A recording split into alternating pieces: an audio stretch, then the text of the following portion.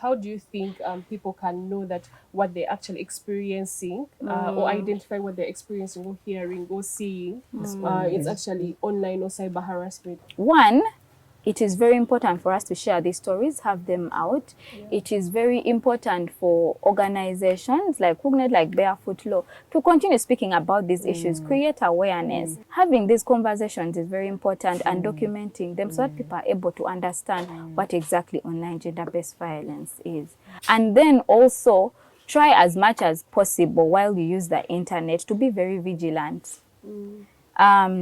There's a lot of fraud online, so be careful what information you put online. Sometimes sites ask maybe share your next of kin, their telephone number, but a lot of times you find it's also optional. So why are you putting all this information out there, you know? What do you think the family should do to support somebody who's suffering with this, especially with things they don't understand and they're going to ask the kind of questions? Okay, number one, listen. I think it's very, very important to listen. Just really take time to listen. If Patricia is sharing that this happened like this, really fast listen. And after listening, then from there, we really encourage the family to support. And how do you support this person? Already you have listened to them, so they feel that they can open up more. Create an environment where they feel safe. How do you create an environment where they feel safe? Encourage them. For example, yes, this has happened, but continue using the internet because maybe you want to get this information that helps you. Another thing is, right now, I'm not sure it's the most comfortable, but the police has also a unit where you can speak about, you can... Cybercrime? Yes, cybercrime, but it's not very... From the studies we have done and the reports we have got, a lot of the women have said it is looked at as, for them, they want to see maybe a bank has been, this account has been hacked into. So here you are, university student, first year, my boyfriend has shared my pictures on the class WhatsApp group, and it's not fair. Why are I taking those pictures? So it's not very friendly.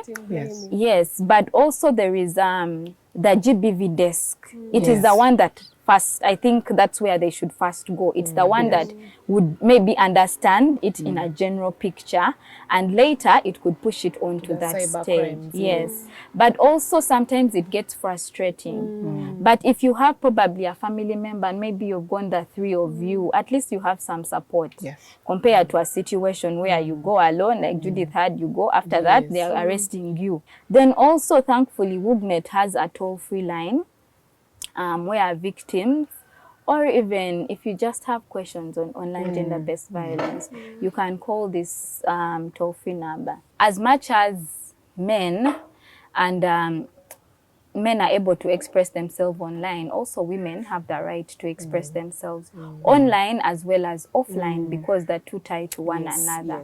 But because of social cultural factors, because of certain religious factors, there is a lot of limitation when it comes to a woman probably sharing her view. And as you also said, there's a lot of self-censorship. Sometimes it gets to a point where they get direct attacks by maybe different parties, including law enforcers. Stop doing this campaign. It's actually probably because someone they know is about to be mentioned or has already been mentioned. Yes. So killing a whole movement like that really suppresses the voices of women. I just want to hear from Alan and Penny, being in the legal field, what interventions can one, that are available for someone or a family member or whoever experiencing some sort of cyber harassment? We have a Data Protection and Privacy Act. If somebody has something that's yours and you believe they are misusing it or using it in a way you did not intend to, or customizing it in such a way that it's causing you harm, you have a right to demand. Make it written, demand that this content is put down. It's your right. Regardless of what issues it has had, we've had the Computer Misuse Act, which has recently been amended. Regardless of what issues we believe that law has had, it is still important to note that it offers certain protections, especially when we get online. The fact that I may have shared something with you does not necessarily mean I gave you Belongs to the world. yes permission to broadcast to everybody Yes. else. That sort of law is important. Speaking, I don't want to make this very specific, but speaking and broadening it out, even not just in Uganda but the world, there's something called the right to be forgotten. Yes. It's not really Yes. applied here, but most of the social media companies will apply this law. If you feel a need to protect yourself, an image is out there, you don't want it out there, even if it is speech, something you said, you have a right to demand that these things are put down. The addition that I would want to emphasize is the data protection and privacy law. My main concern in all this is that more and more women and girls are getting more concerned about their privacy online, much more than the men. Why? Because we have what we call a digital equality gap. Yes. You see, if nudes are put up there and it's maybe of a gentleman. Sorry, I'm not making this a man versus woman kind of debate. It's just giving an example. If they're put up there, chances are that, guy is built, you know? Yeah. He's built. Have you seen his picture? As opposed to, oh my goodness, did you see the ladies' nudes? Send them and I see them. Oh my goodness, is she the one who leaked them? Yeah.